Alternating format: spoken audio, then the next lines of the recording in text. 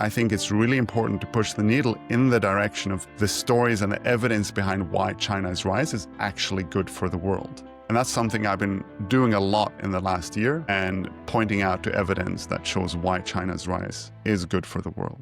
Welcome to the New Enlightenment podcast from Adam Smith's Panmure House. I'm Adam Dixon. Today I'm joined by Dr. Jostein Hauge, who is a political economist and an assistant professor in development studies at the University of Cambridge, based at the Center of Development Studies and the Department of Politics and International Studies. He is the author of The Future of the Factory, How Megatrends Are Changing Industrialization, which was published by Oxford University Press, a book that investigates how industrialization pathways are shaped by recent technological developments, new forces of globalization, and the threat of ecological collapse. It also charts new pathways for industrial policy and global governance. But today our focus will be mainly about China, specifically how we should understand China and how we can discuss and debate the rise of China in a reasonable and dispassionate way. Jostein, welcome to the New Enlightenment. Thank you very much for having me here, Adam. So let's get straight into the question of China, which is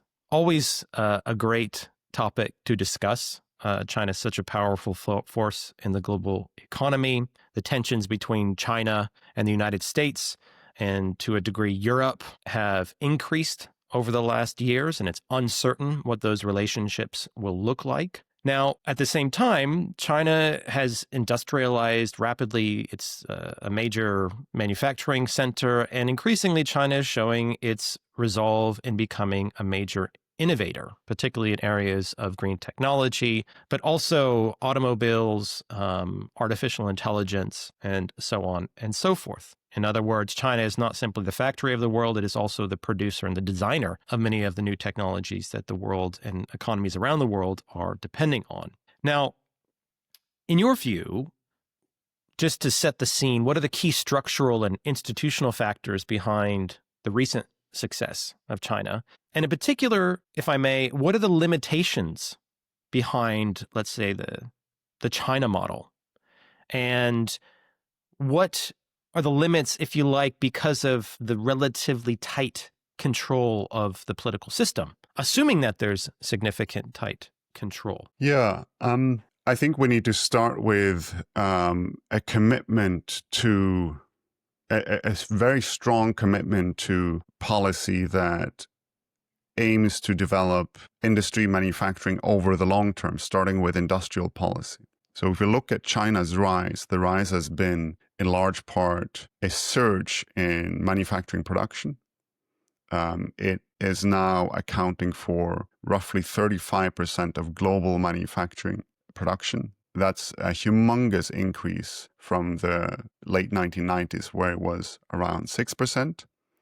So this is at the core of China's economic rise. China's transformation is a strong commitment to industrial policy, which we're talking about state intervention for the purpose of transforming the economy towards a desired structure in the long term, with specific focus on technology, productivity growth, and so on. So that's been incredibly important. We know that a lot of countries do industrial policy. The US has industrial policy, the EU has industrial policy. You can find elements of industrial policy all over the world. But in China, this has been very, very strong. We see, for example, you know probably all about this, the role of the state-owned enterprises in China. It's somewhere between 300,000 and 3 million, if I'm not mistaken, which is by far the largest number of state-owned enterprises in the world. So while we see industrial policy everywhere in the world, to some degree in China, it's been extremely, extremely strong. And this has been a commitment for a long time period. They've had 5-year plans that set out what is to be achieved in certain timeframes. In 2015, they launched a very specific innovation and industrial policy plan called Made in China 2025. And the idea was to become competitive or become leading in a range of sectors by 2025, which they achieved. So this is key here. Now, you talked about the possible limitations of this model, and in particular touched upon the tightly controlled system. In some ways, this is both a strength and limitation, I think. I heard a UK-based journalist saying that because China doesn't have the same style of liberal democracies that many countries in Europe or that North America does, they can actually plan over the long term, which is interesting, right?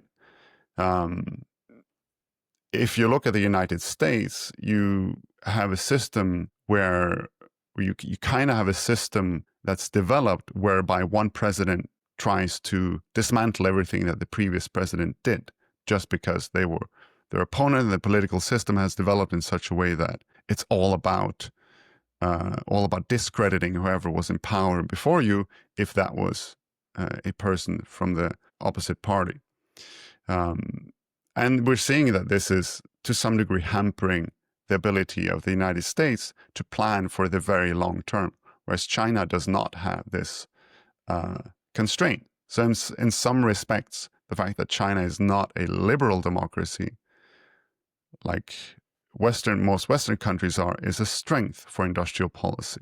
Now, this is, of course, not saying that this kind of authoritarianism will always work. We've seen the shortcomings of authoritarian regimes, lots of places in the world.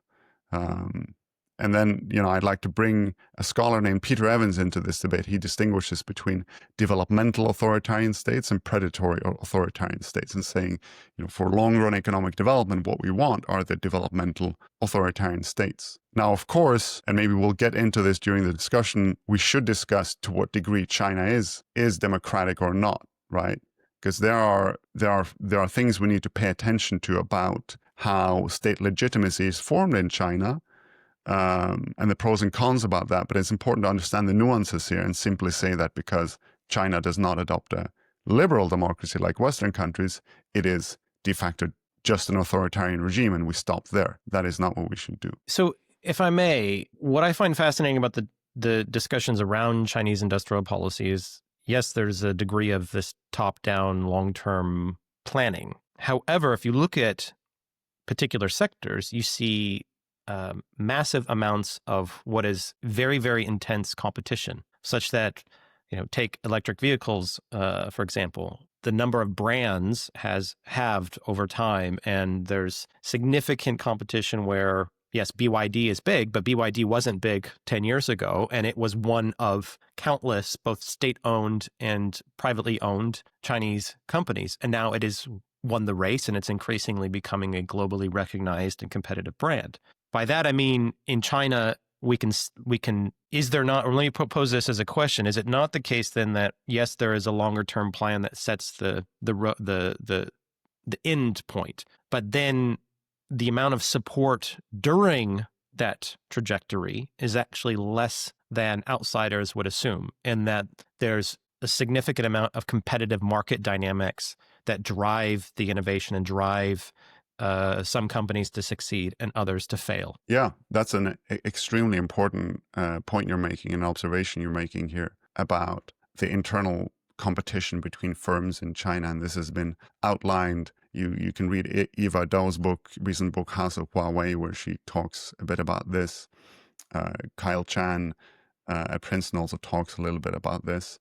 And yeah, this also goes to the heart of this debate about, is China fundamentally a socialist or capitalist society, right? Because when we think about capitalism, we think about competition between firms. And this is not just in EVs, but across a range of industries. In the electronics industry, we see that the state tries to get a lot of firms to compete internally with one another, not in a, in some ways, it's similar to what we see in Silicon Valley in the United States. This whole venture capitalist, the race between all these startups to become big and just a few succeed. Obviously, it's different because the state controls this and the state drives this and oversees this probably to a greater degree than the state does in the United States. But yeah, you're absolutely yeah. Let me ask you though, because this is a question I posed to many, and it's an empirical question: is what do we mean by state control in that sense, and how does it happen in China? So, how can we have competition among firms, yet there's state control. That would seem that, well, how do you would assume it in a market that you would let it happen naturally and organically, right? One becomes better than the other, and the other was fine. Like, where is the state control, right? I mean, is it, because I would assume that you can't really control competition. You can't really plan for it. Competition just happens. You can try to prevent it through regulation, or you can prevent it by subsidizing one firm and not another. So how does China or the Chinese state specifically mobilize its control? Yeah, I think we should start with what is is there any such thing as a free market? And I would say no, there is no such thing as a free market. In all markets within capitalism that we've seen, there is a degree of state control. Even in the freest of markets, you have states setting rules for what can be exchanged in the market and not. You need to set clearly defined property rights and so on. So there is really no such thing as a free market. State or states govern markets, and I've always done that. Right. But obviously there are degrees here. So in China, what I would say is some of the key components of state control here is, for example, that the state controls the financial sector much more strongly than they do in Western economies. And in many countries around the world, control who can lend money and what they need to do in order to get access to credit, direction, which sectors should be prioritized in terms of the direction of credit. As you know, the state-owned banks in China are the biggest and most powerful banks in China. That's a huge component of state control in China. And another, I think, is also state ownership in the private sector. Sure, some companies are private, and increasingly we're seeing companies,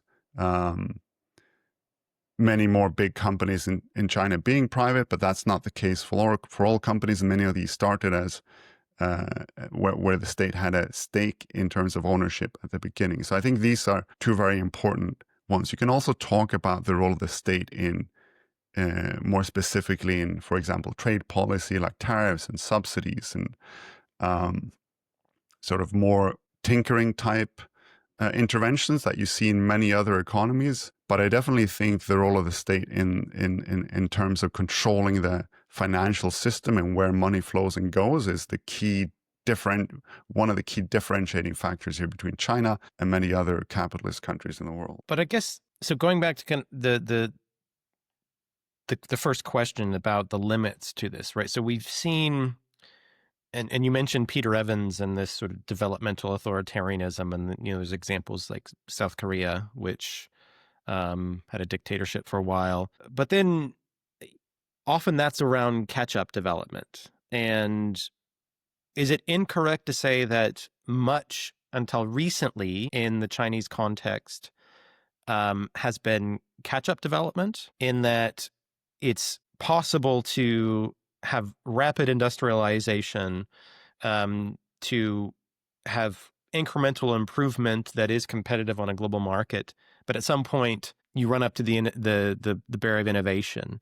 And where is China now, right? Because I think some would say that now Xi Jinping is coming in and exerting even more control, and that will stifle innovation. And that a lot of the innovation that was happening in China and the catch-up development was because they liberalized, because they opened their markets and started competing on a global market.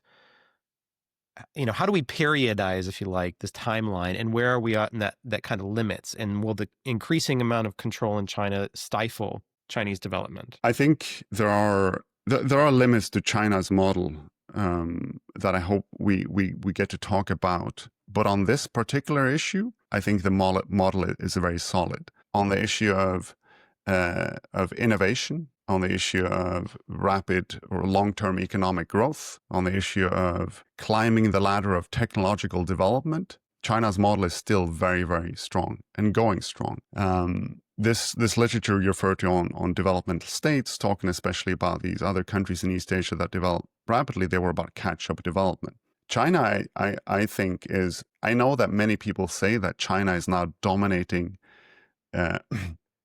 all global industries. China is dominating many global industries, but China is also still catching up in many ways. So if we look at, say, steel, apparel, furniture, some of these low to medium tech manufacturing industries, obviously that classification needs more nuance, but let's just keep it a bit simple for now. In low to medium tech manufacturing industries, China is dominant. And then in high-tech industries, yes, they're advancing fast.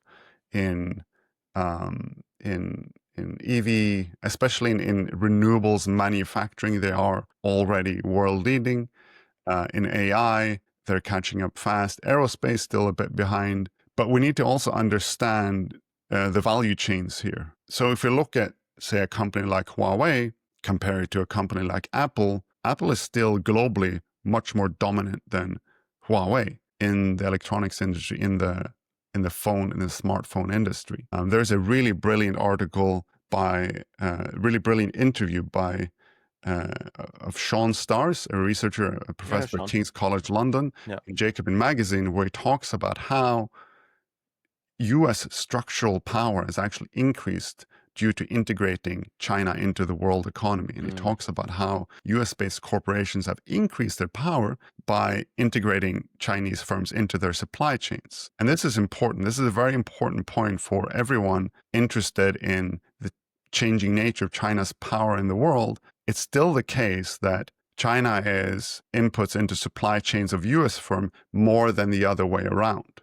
So you see more lead firms being American-based in global industries, in the really big industries, rather than Chinese firms being lead firms. This may change, and this will probably change in a few industries. We are seeing, for example, that BYD, the electric vehicle maker, the Chinese electric vehicle maker, has now surpassed Tesla in sales, and has now surpassed sales of Tesla in Europe, which is pretty surprising to happen already at this point. So there's nuance here. China is catching up in many ways. GDP per capita in China is still, 1/6 of that of the US. China is dominant in some ways. In other ways, China isn't dominant. And we need to have a clear-viewed picture of this. So I want to ask, moving away from the more structural issues around economic growth, the question I've always wondered about is creativity. With regard to innovation, that often, and we see innovation happening in places that tend to be more free societies, where there's just a bit more ability for people and entrepreneurship to happen, for ideas to kind of flourish. How does that operate in the Chinese context? And are there limits to the innovation because the society is constrained in terms of what people can say, what they can think out loud, if you like, particular social norms. And I'm just thinking, again, this is not a kind of East versus West. I mean, I'm thinking of South Korea, for example. I mean, South Korea, and I've said this many times on the podcast, it's fascinating that K-pop and K-drama have taken over the world, right? So South Korea is exporting cultural products. And I think the export of cultural products happens at a higher level and is, requires a certain level of a free society to create that kind of creativity and that spark. How does that, and that's not to say, and I just want to clarify, I'm not saying that, Chinese people or China itself under the CCP does not have significant amounts of creativity and innovation, but I want to understand how that operates in a context where people are constrained in what they can say and what they can do, whether it's explicit constraint or informal constraint through norms and the possibility, let's say, of stepping outside of what is socially acceptable or politically acceptable. I want to first touch upon your point about K-pop becoming sort of a popular cultural export of Korea, and this, maybe being associated with Korea being a freer society. I know you're going to say there was an industrial strategy behind it. I wasn't going to talk about that at all. Oh, okay. I wasn't going to talk about that at all. Okay. I was more going to say we need to also be sensitive to the geography here. In the United States, for example, I think it would be more common to see more Korean cultural exports because of the closer relationship that the United States has had with Korea for a long time. Yes. You'd probably see more Chinese cultural exports in societies that had a closer cultural connection to China for a longer time. Obviously, there's a big difference here with exporting exporting pop music and exporting steel or iPhones, right? And I'd argue that for long-term innovation, they have different outcomes. So that was my first one. Let's talk a little bit about how innovation happens. Do you need this room for creativity and free speech that Western democracies have? Let me be clear. There are certain things that I think any society should strive for, regardless of its effect on, economic growth and productivity growth and so on. Things like free speech is something that I think any society should strive for. And I'm very happy that that's still going strong in the United States now. We're seeing a challenge, but the fact that you actually have media that can talk about what's happening under Trump is extremely important. Otherwise, this would have much more rapidly gone down the route of fascism, I think, in the United States. So there are things we should strive for in a society, regardless of its effect on these economic indicators that pertain to democratic values and free speech and so on. Let's get back to innovation. I think in some ways China is challenging that you need this extremely strong capitalist private sector without ties to the state. China is challenging that because we are seeing innovation happening rapidly, even with respect to the development of chips, semiconductors. Now we're seeing China rapidly advancing innovation in all segments of the supply chain of advanced AI chips.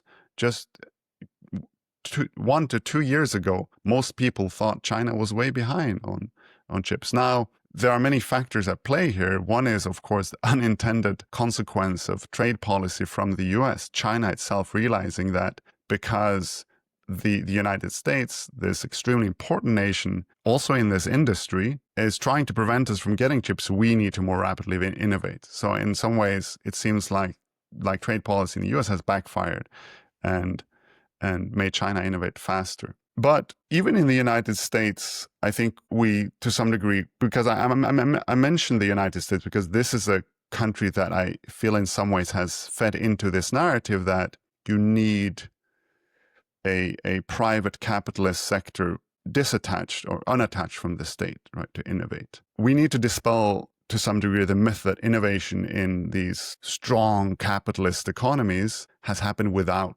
the state. I think the book The Entrepreneurial State by Mariana Mazzucato is a great example. And in that book, she shows how most of this technology in an iPhone can be traced back to military-funded research in DARPA in the United States. Yes, but that's different from commercialization, putting it into a consumer context. Go on. In that a lot of innovation can happen via military spending, but the outcome is less pre-planned than assumed, in the sense that the U.S. military says, we want to put a nuclear power plant on a submarine. Make it happen. We don't care how much it costs. Just go and do that. And then, space program or for missiles, we need a global positioning system and the technology around that. Make it happen. Now, the outcomes of that have been all these spillover effects in terms of how those have been commercialized and integrated into consumer products and other kind of non-military use technologies.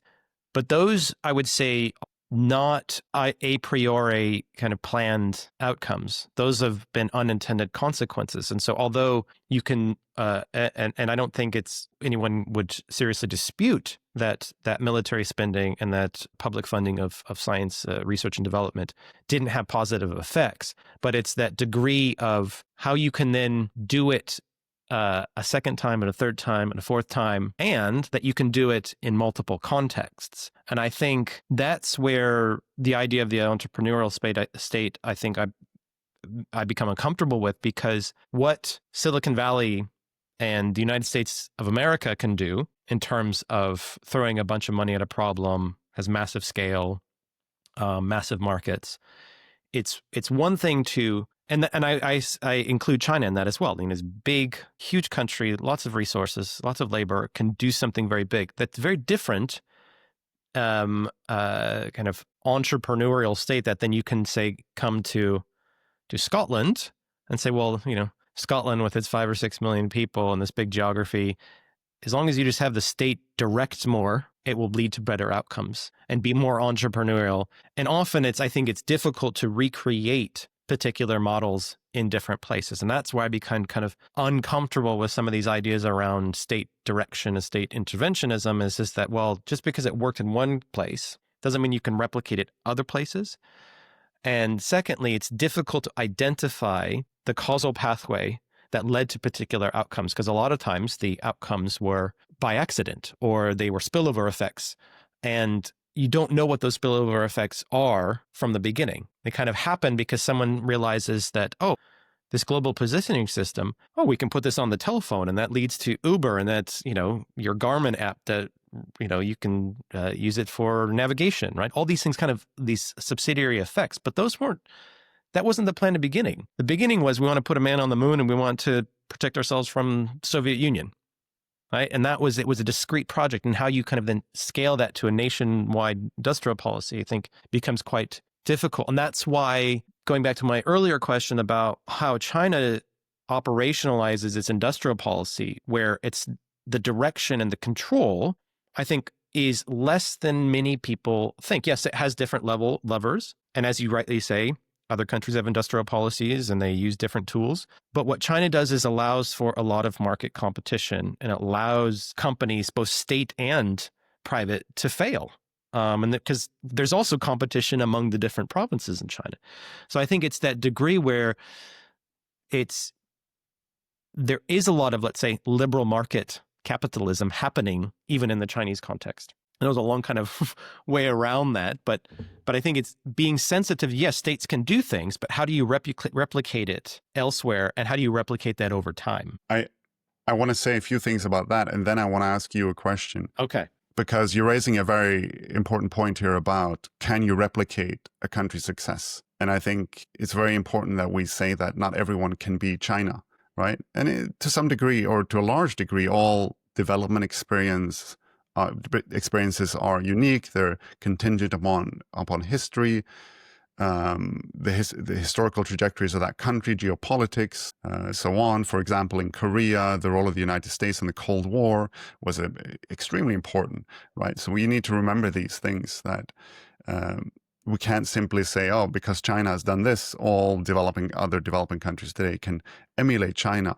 At the same time, there's one general point I often make about, especially the use of industrial policy, saying that, and I would say that all development experiences show the usefulness of industrial policy.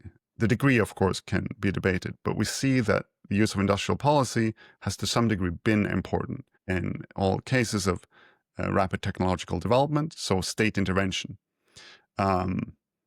So the point being that where we've seen lots of failed cases of state intervention throughout the history of capitalism, but without any state intervention, failure is a certainty. So when we look at countries that have liberalized rapidly or dismantled the state in, for example, Africa or South America in the 70s, 80s, and 90s, we saw really bad results in terms of economic growth. So that gives me a basis for saying that you need some kind of state intervention. And there are some general lessons, I think, that are useful from China, especially for other countries that are trying to catch up with higher-income countries. One is, I think, state ownership in the economy, for some degree of autonomy from multinational capital, controlling the commanding heights of the economy, directing things, right? We've seen examples of many developing countries being sort of preyed upon by multinational corporations and multinational capital, and that not having a great ending, that story not having a great ending. So, the role of state-owned enterprises is important in catch-up development. China has also done something really clever in terms of its joint ventures with foreign firms that were very, very important in the 90s and early 2000s and even the 2010s. And we also saw that in Korea, in Taiwan. So there are some general industrial policy lessons that I would say other countries need to think about, but China is definitely unique. I want to get back, here's my question to you. I want to get back to innovation. Yeah. So what are your thoughts about say we compare China now with the United States to get a comparison here of a country that has a different economic and political system, more oriented towards free market capitalism. Do you think that that the system in China has more constraints in terms of where it's heading, where its innovation trajectory is heading, more so than free market capitalist systems? So I've got two responses. One is, as you rightly noted, in as much as people talk about the U.S. being this, neoliberal free market economy, it's actually quite neo-mercantilist and state capitalist in many ways, right? So I think, spend time with any, libertarians and classical liberals in the U.S. and they will tell you how much that there's way too much state, right, in the United States. So I think my response to that is to say it's not accurate to say that the United States is this pure kind of free market capitalist economy and innovation just happens in this free space. And I think that then has implications for how we understand the U.S. versus China, and that you can say, well, both have a degree of industrial policy. The U.S. has always had industrial policy mainly driven by defense spending in the Department of Defense, but there's also massive public universities, and as we've seen recently with what Trump has been doing with Harvard, even the private institutions are massive recipients of government money and largesse. And all of that is part of this broader U.S.-based ecosystem of innovation. In that, not to say that the United States is quote unquote Chinese, but to say that there's a lot less state ownership in the United States, but this idea that the state is kind of free of innovation, and it's just, these smart guys in a room in Silicon Valley and these startups that are just, innovating, I think that's inaccurate. That's why I would always be happy to push back against those, which I sort of share and sympathize with those kind of classical liberals or libertarians that emphasize the constraints and limitations of state intervention. I would say, well, yeah, empirically, you actually look over time and it's not as free as we like to think. But again, going back to the example I had around, well, it's the unintended consequences of this. So you can kind of agree that defense spending has led to particular innovations. And we should recognize that. But at the same time, I think it's important to not overstate the significance of state direction. Now, the second way I would answer the question is by not answering it and saying that, not to ignore it, but to say that in the world today, when it comes to innovation, I'm not concerned about the United States, nor am I concerned about China. I think the United States will continue to be an innovation powerhouse. I think it's just so ingrained and embedded in the American DNA of get out there and try things. And I also think it's a priority of the state to be at the forefront of innovation. And I still think that there's massive innovations coming up. For China, I think they will continue on this path of being successful innovators. Maybe there's some constraints, but I don't want to speculate on that. I mean, and a lot of people will point out that there's, massive real estate bubble and debt and the like, but then you look across, the advanced economies and everyone's loaded up on debt. So that doesn't change the story. The place that I'm more concerned about is Europe and the UK. And notwithstanding that there are places within Europe and pockets of, very successful innovation and growth and productivity. But suffice it to say, I'm not too concerned about the trajectories of both the United States or China.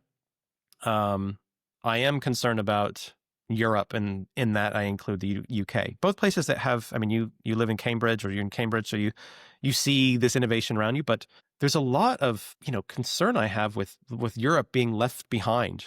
And it's left behind either in China by the Chinese or the Americans. And that's not to say that there's other parts of the world that we should be ignoring as well. But I'm much more concerned about Europe than I would say about the Chinese or the Americans, for that matter. Mm. On that note, just a short point about, I think it's important to understand, or for people who listen to think about, what is the purpose of productivity growth and innovation ultimately, right? And I think no doubt that generally the US economy is more innovative than most European economies. They have the high-tech firms, high-tech industries, much more so. There's no doubt about that. But ultimately, what kind of societies do we want to create? Because this is kind of, in some ways, a means to an end about creating good societies for everyone. And there, I think European countries still score pretty well in terms of for now, they do. Yeah, access to healthcare, public transport, access to green spaces in cities, etc. So I talk to many of my European friends who live in the United States who say that they prefer life in European countries because of all these things that simply make life better. That being said, for example, if we think about the defense in Europe, obviously innovation, technological development, and defense are intertwined. And now you're seeing Europe having to ramp up defense spending massively because they fear that the United States will not put in as much money into military aid to Europe. And that's what Americans, and this is not exclusive to Trump, would have said, well, for decades, I've heard it. I mean, I remember when I was growing up in the 80s and 90s, the narrative would be, well, the Americans provide defense for Europe so that Europe can have really generous welfare states. And so this is where, for the question of what I said about for now, I mean, the quality of life is for now good in Europe. But without productivity, without that kind of growth, what are you able to redistribute? And I mean, I would say living in the UK, I don't have access to healthcare. I've called the GP wanting to get an appointment. And they said, go private. I mean, that's, I think, the degree. Now, of course, if I walk down the street and get hit by a car, then, an ambulance will pick me up and, hopefully I die or anything like that, but I'll get seen. But I would say, in the UK, the NHS is not able to provide access to healthcare, basic. And I mean, I will grant there's issues in the United States as well, but I do think Europe needs to be more concerned about its capacity to pay for the generous welfare states that we have, and they've become less generous over time. And if anything, European states often are gerontocracies that are eating the young by charging them for education, housing is too expensive, and so on and so forth. I mean, we can talk about this for a long time, but I think, even said, I'm concerned that Europe would not be able to keep up, or places within, and those places could, that aren't part of this, we can see even more deprivation than we see elsewhere. Now, I want to shift, because I know we can go down that route for a long time around that, but I think that kind of takes our conversation in a slightly different direction. But I think our conversation has shown, just what we've had in the last 40 minutes, that it's possible to have a dispassionate conversation about China that isn't hysterical, that doesn't paint the Chinese as this, this force to be reckoned with and to be, destroyed, if you like.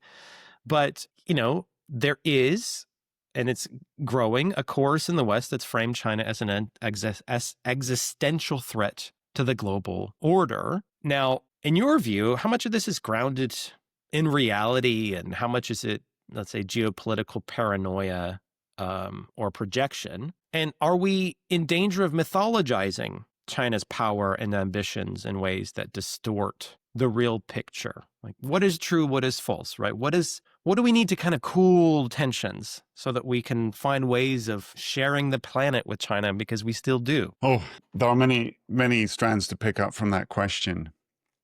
Well, let's start with, to what degree is it important to push back against alarmist rhetoric, right?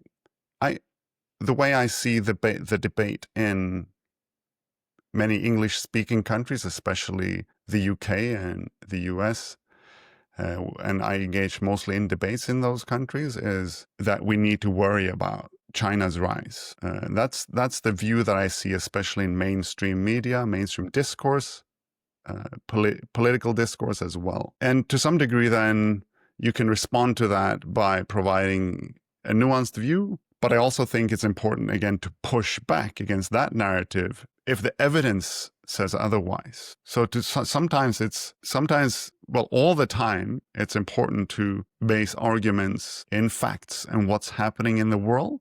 But it's also important to push the needle into a direction that one feels it's important to push the needle. Personally, I think it's really important to push the needle in the direction of the stories and the evidence behind why China's rise is actually good for the world. And that's something I've been doing a lot in the last year, and pointing out to evidence that shows why China's rise is good for the world. And I overall think it is good for the world. It's benefited consumers and corporations to some degree, unfortunately, in wealthy nations. It has a mixed track record in other countries in the global south. But if you look at, I've looked at many recent surveys as to how popular China is across the world, and you see very clear evidence that in Africa, positive views of China outweigh negative views. This is the case for most countries in the global south. The country where China is perceived most negatively is the United States, a few countries in Europe, and then you also have some negative views in India. But overall, if you go outside the bubble of the West and go more broadly to the global south, people view China in a highly positive light, because China is more of a partner on equal terms with many of these countries. I'd say there's, of course, nuance to that. In the past 2 decades, have put a lot of money into financing infrastructure projects, investment in manufacturing capabilities, and so on. So in short, I do think that China's rise is a net benefit for the world economy. I just want to say that you've just channeled Adam Smith, because he has a part in the Wealth of Nations, and he's specifically talking about, the UK versus France and the tensions between those two countries back in the 18th century. But he has a quote or a part where he says that, we shouldn't begrudge the development of our neighbors in other countries. In his view, our neighbors' development and prosperity that our neighbors are able to produce and have are a good thing, and we should welcome that at a human level, but also as a national level, right? Like, this is a good thing. And I think that's, with the case of China, there's been, as I would agree with you, there's been a lot of good things, and those good things we should welcome. And we should also welcome that, millions of Chinese aren't living in poverty anymore, right? I mean, that is a good thing for very good humanity, thing. Yes. And we should not begrudge them for doing that.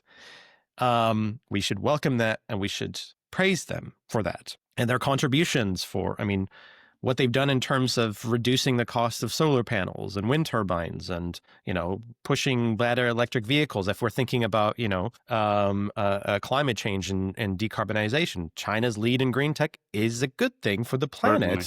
Right? Let's welcome that. But I want to put a but in there, right? Just to play devil's advocate. Even though, China does tend to play the card of the win-win, right? But I'm more concerned about how can we have a conversation where we can accept the good things that's happened in Chinese development and the contribution that China is making to global development.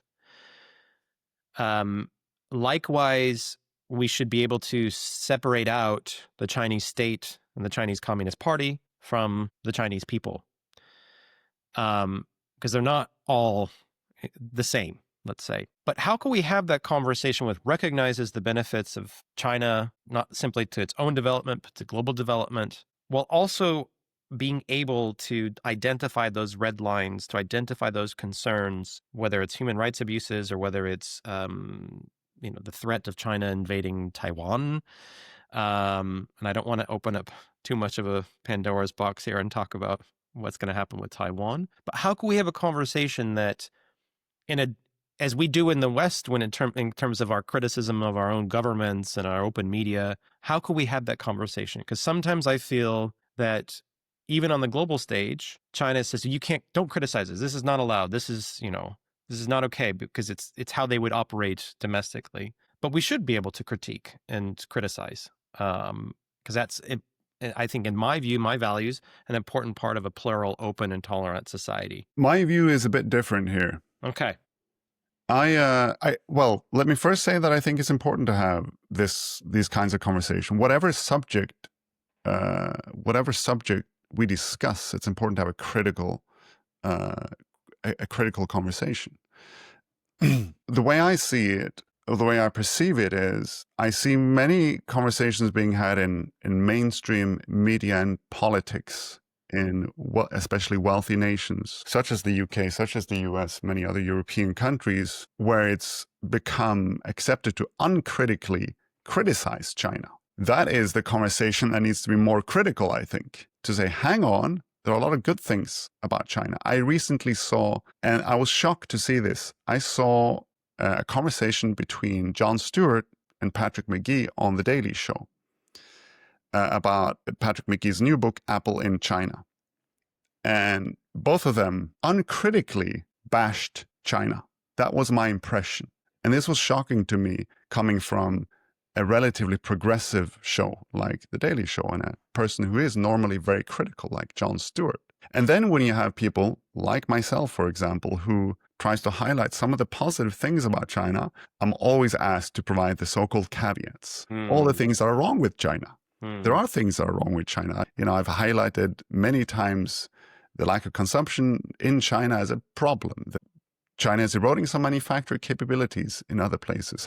I've even written a paper on forced labor in certain regions in China. But that's kind of beside the point sometimes. It's like, saying we talk about the United States as this huge innovation powerhouse, but then you're asked to caveat that by talking about the growing prison population in the United States, which has very little to do with that point. And that's not saying we shouldn't be critical of China. We should be critical of China. We should be critical of all superpowers. But right now, there's so much critical narratives, overly critical narratives of China, uncritical critical narratives. Right. Uncritical negative stereotypes about China, that it's important to get the positive stories out there. Okay. But, I wouldn't disagree. I think, and I would say my point wasn't that we must have a caveat if you say something's good. And I say this just as in my own personal experience, being an American that's lived in Europe nearly 25 years, is depending on where I am and what's happening in the world, there's always been this sort of Americanism, right? Is that, oh, well, America's this, people are dying on the street, and you have to say, no. And it's, what's always bothered me is then in my own, would have to sort of, if I said something good about America, I'd have to sort of caveat it by people saying, yes, but there's all these bad things. And that was the example that you just gave. And so I would agree with you in the Chinese case, and we should have that. But I guess the point is that how do we have, and I'm not necessarily expecting an answer from you per se, is how do we then have that dispassionate conversation where we can talk about both sides? Does that say something about the eroding kind of debate culture and free speech in the West, and the implicit censorship and self-censorship that we're seeing, that people are afraid? Because I think it's rampant, the level of censorship and self-censorship that we're having in the West. I think it's much more of a problem than people see. Across a range of topics, it's become difficult to have conversations without, if you say something positive about China, well, you must be a China apologist, Jostein. Oh, how do you do that? How is it that, and how do we get back to being open and critical and without being so hysterical? Well, we're having that conversation right now, I feel. A pretty open, honest discussion, critical discussion, where we're not afraid to touch upon sensitive subjects. And view and talk about those subjects in a critical manner. I do think the fact that China, I often say that if, say, India had developed like China has done, we'd see similar accusations coming from the West, accusations of technology theft and industrial overcapacity. I do think part of the hysteria is because China is rising very fast. It's a huge country, and now they are quote unquote taking over, although I don't think they're taking over in all ways, right? But maybe there is a sense of China is so different and they represent something so different that we see this hysteria in the West.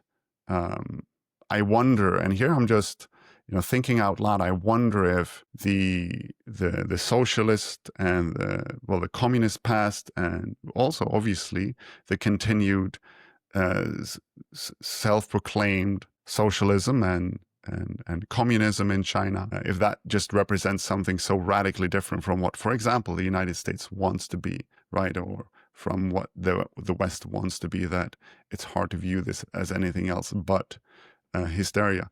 But I do think we also need to talk about global economic hegemony, because China is challenging that order in many ways. And that is, I think, what's causing some alarmism in the West. We've sort of, and this is how I started a previous podcast conversation about China. And I was asked, why are we seeing so much anti-China sentiment right now? And I think part of it, especially in the wealthy part of the world, is because we've become very accustomed to thinking that economically and politically, the West is what we should strive for. They should be on top in many ways. And that when we are not accustomed to psychologically accept the fact that a country in a different part of the world, people of even different skin color, because I do think race and racism plays a part here. We're not accustomed to accepting that they're at our level. And I think that fuels some of the alarmism. I think, is it also just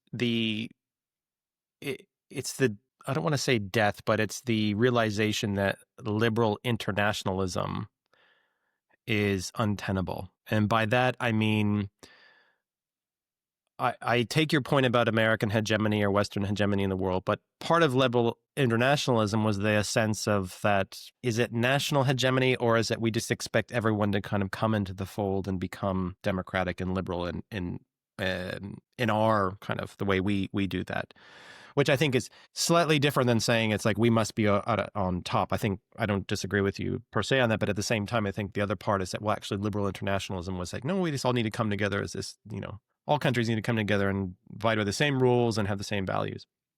And that's untenable. Now, I will channel Adam Smith again. You channeled Adam Smith earlier, but, in part because I run Panmure House and that's Adam Smith's last home. And so by default, I have to channel Adam Smith. But Adam Smith and his liberalism was not cosmopolitan in the sense that he expected other nations, other cultures with different histories to follow the same path of development or become the same. He, in his work and that of his colleagues or contemporaries, they recognized that China is this 1,000-year or 5,000-year-old civilization that has a particular history, and they would not expect it to then become like their culture or their society. They presumed that the world would be a global mosaic that is shaped by history and geography and, difference, right? They weren't expecting that we'd all come together in this sort of liberal kind of values around markets and so on and so forth. Now, I think in their own context, they would say, actually, we can see that market exchange and these things provide prosperity. I think, Adam Smith talks about how China was effectively in a steady state, not growing, not doing anything for a very long time. And that was, a function of its history. And I think he would be surprised to see, wow, China's really changed. But suffice it to say, my point is that this, in liberalism, or the classical liberalism, it's different than, let's say, in liberal internationalism, that it accepts that there's difference in the world. And that's okay. And we can work together. And we should still be able to trade. And that's easier said than done, because there are power relations and different interests and and you have to govern these things. But, point being is that even Adam Smith, the quote unquote father of economics, he recognized that different countries have different, histories and values, and that's just how it is. That's very fascinating. I did not know that about Adam Smith, that he would have not felt at home in this whole club of the globalists and the idea of the liberal international order. Yeah. That's very fascinating. Yeah. I think it's important to, when we talk about the liberal international order, sure, on the surface, the idea was create this world. It was all going to be kumbaya, and globalization was going to benefit everyone, and everyone were going to become liberal democracies. I think that's the narrative on the surface, but below the surface, you also saw this idea of certain states creating an order that benefited themselves more than others. So if we look at the creation of Bretton Woods institutions, the creation of the World Trade Organization, the system of global governance, certain nation states had and still have a lot more power in shaping those rules. I work a lot on the World Trade Organization, and it's very, very clear, and it's been well documented by now that rules within the World Trade Organization have benefited transnational corporations based in the West a lot more than corporations elsewhere. So, say we talk about free trade being free and equal and benefiting everyone. Well, in many ways, free trade wasn't even free. If we look at the system of intellectual property protection, it was about protecting the intellectual property rights of corporations based in wealthy countries. So that's one thing I wanted to say about the liberal international order. I also want to say something about liberal democracy. And I think, and this is an extremely important topic in light of our conversation today. Every country should strive for democratic accountability, for a government that takes the needs of its people into account, a government that represents its people. Now, is the path to that, is that what we have in Europe? Is that what we have in North America? Not necessarily. We have parliamentary elections every so and so years to try to ensure that happens. In China, they don't have that system, and China is routinely accused of being authoritarian. And it is, in many ways, an authoritarian regime. I looked recently, and I shared this on Twitter, and people reacted a lot to this. In many ways, positive too. I share this insight from a report by an organization called the Alliance of Democracies, a Danish-based think tank that carries out these surveys about perceptions of democracy worldwide. And there was this really fascinating chart in this report that showed that in China, perceptions of democracy and perceptions of a state that represents its people are much higher than in many, many countries in the global north, such as France, the UK, and the US. How can this be, right? How can this be when we're told that China is so authoritarian? China, of course, doesn't have parliamentary elections, but they have certain internal democratic processes. They certainly have a government that takes the needs of its people seriously. I urge everyone who's interested in this topic to go to Kaiser Kuo's Substack, Sinica. He runs a podcast called the Sinica Podcast. He's written a brilliant piece about how state legitimacy has been formed in China, right? And I'm not saying here that we should unapologetically celebrate China's system, because there isn't freedom of speech in China the same way that there is in the United States. And I'm a fan of freedom of speech. But we also need to push back against this narrative that China is this hugely undemocratic country, because in many ways, people are happy with it. Many people in China are happy with the way that the state represents its people. And on the flip side, you're also seeing democracy in many ways falling apart in many countries in the West, that to an increasing degree, corporations, rich people decide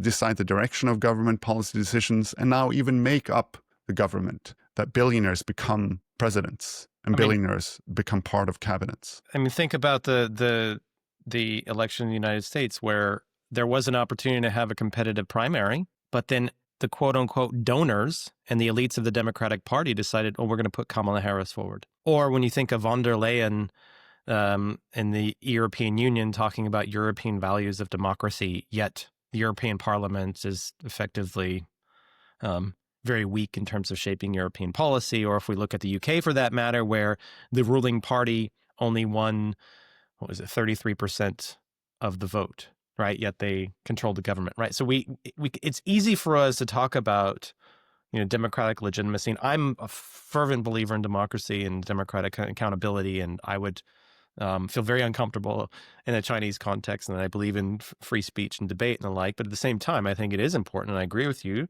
to recognize and question who's in control and who's dictating what it is that policy is, and are these in the interest of the people, and have the people been spoken to? Now, I have one final question. We've gone over time, and it's a speculative one, and you only have 30 seconds to 60 seconds to answer it. What's going to happen in the next 5 years? In China?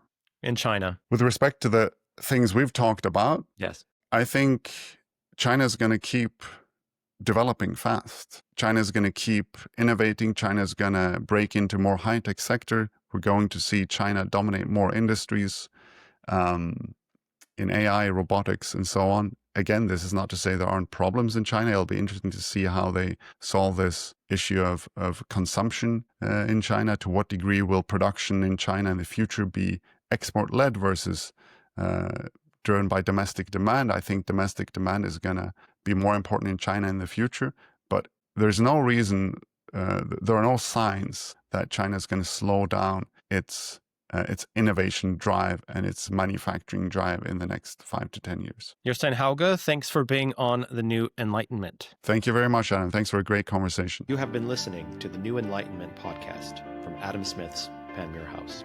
If you found this interesting, please consider subscribing and sharing. If you would like to learn more about Panmure House, please go to our website, panmurehouse.org. Thanks for listening, and until next time.